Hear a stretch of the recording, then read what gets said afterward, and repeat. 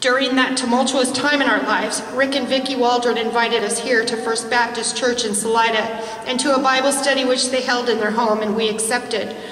I shared my demons with the people in that small group, and although I continued to use off and on during this time, and they knew it, they continued to love me through my pain and emptiness. They laughed and cried with me. They spent endless hours listening to me, and never once did they look down on me or shun me.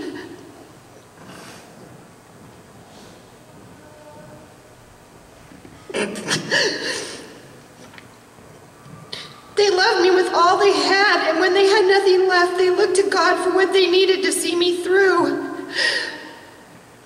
It was these people, along with my friends, Tom and Jackie, Tiffany, Terry, and their entire families, my parents, my children, Nick, Jake, and Kevin, my niece, Casey, my husband, and the members of this church who tirelessly loved me the way I know Jesus asks us to love others, unconditionally, that kept me wandering back into the darkness. And you know, in all those years that I used, I had no explanation as to why I decided that I wasn't worth loving or that I was useless and invaluable. I came from a good home, I was loved, and my parents were both hardworking and successful. Knowing what I know now, I know it was an attack, a spiritual battle for my soul.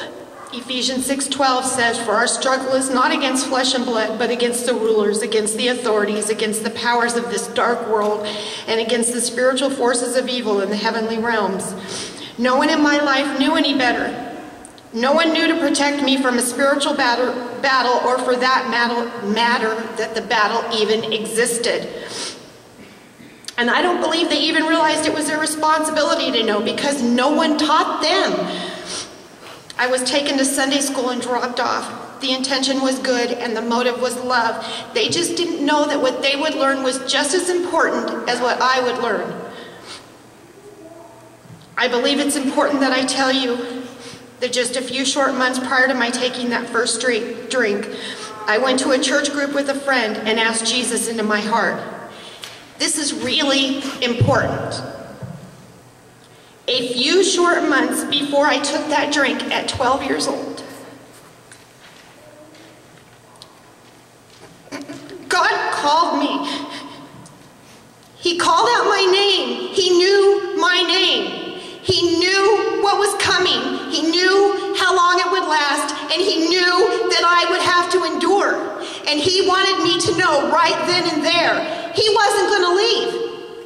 He was going to be with me, no matter how long it took. No matter what happened, no matter what I did, he wasn't going anywhere. And I did ask him into my heart that night, but then I walked away. I got distracted for 35 years. He never left me, ever. It didn't matter that I wasn't building a relationship with him. It didn't matter that for the next 35 years I would wander aimlessly down a path without even considering him, except in the darkest time when I was broken and beaten and scared and defeated. He was building a relationship with me. He was committed to me. He never left. He kept his promise to me. 35 years. Right here. When I asked him into my heart that night, he promised me he would never leave, whether I turned my back on him or not. Hebrews 13:5, never will I leave you, never will I forsake you. And he meant it, never. And I never thought I would be here. I never thought I would be in this place. I'm not special. God didn't choose me instead of someone else because my sins weren't quite as bad as theirs. I wasn't prettier, more articulate, got better grades in school, or made more money. He didn't feel sorry for me. He chose all of us. We are all unique and special to him. He is calling all of you. He's calling all of us. Some days I even choose to wander back down the path of worthlessness and conditional love because it's more comfortable for me. And I just need to make sure that's how he's changed me inside is in fact real, that it can't be stolen from me, because the truth is, there are still moments where I find his grace in my life so hard to believe. But he knows me. He knows my heart, and every day he continues to teach me. And sometimes the lesson is so slight that it's almost unnoticeable, yet remains magnificently significant in my life. When I used to hear nothing at all, I would curse him for abandoning me. Now I know that his silence has purpose. It builds trust and faithfulness in my relationship with him and teaches me to be trustworthy and faithful in my relationship with others. And the purpose of his lessons in my life aren't just for me. My life is meant to be an example for you, as a testimony to him. His lessons are meant for me to live out so that you may see him in me. So that when you leave me, the last thing you see, in the words of Dan Maselli, is the face of Jesus Christ. I'd also like to share with you a conversation that I had with Pastor Gary about the voice, that coaxing, the little whisper that says, go ahead and do it. Do the wrong thing. It's okay. And even when I don't realize that I'm fighting it, I am. And the burden of the fight is heavy. Gary asked me two simple questions. Why are you fighting? And don't you know it's not your fight? Then he told me it was God's fight. And as long as I continued to fight God's battle, I would always lose. Then he laughed and said, by the way, God's already won.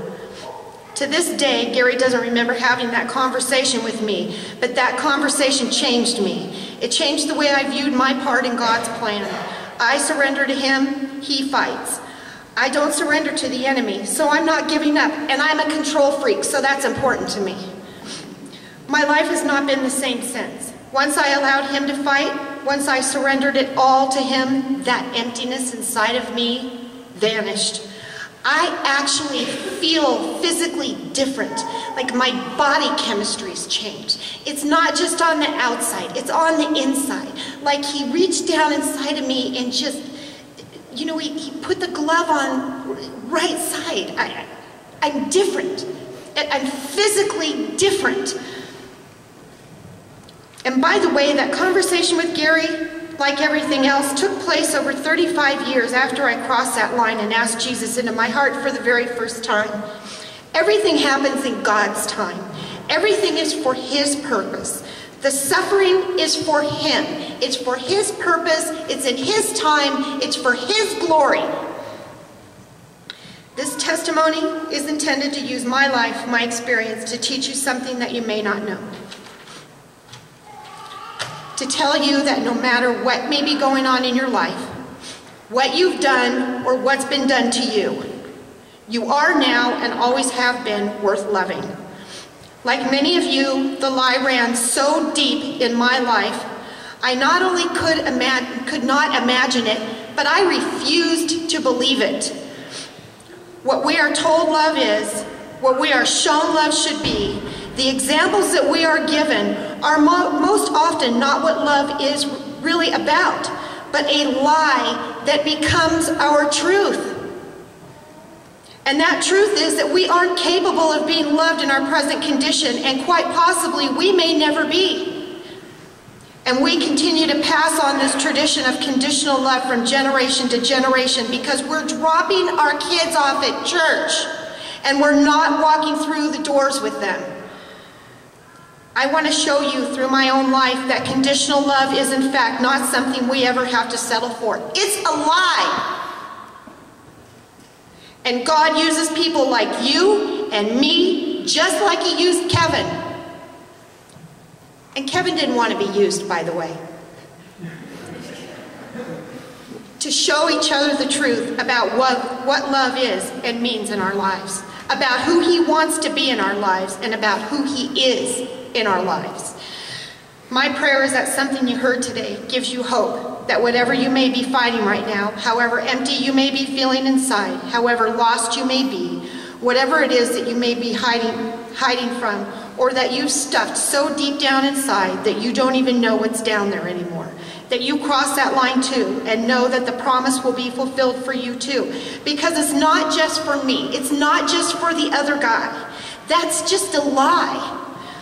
It's waiting for you. It's a promise to you. 2 Corinthians 5:17. Therefore, if anyone is in Christ, he is a new creation. The old has passed away. Behold, the new has come. Today, I can humbly stand before you and say, I am a Christian in every sense of the word. Is the face of Jesus Christ the last thing you see when I leave you each and every time? Of course not. But today, that's what I strive for. Not to hide my imperfections from you, that you may see the great and mighty work that he continues to perform in me each and every day, so that my life is a living testimony to him, because I am his creation and I belong to him.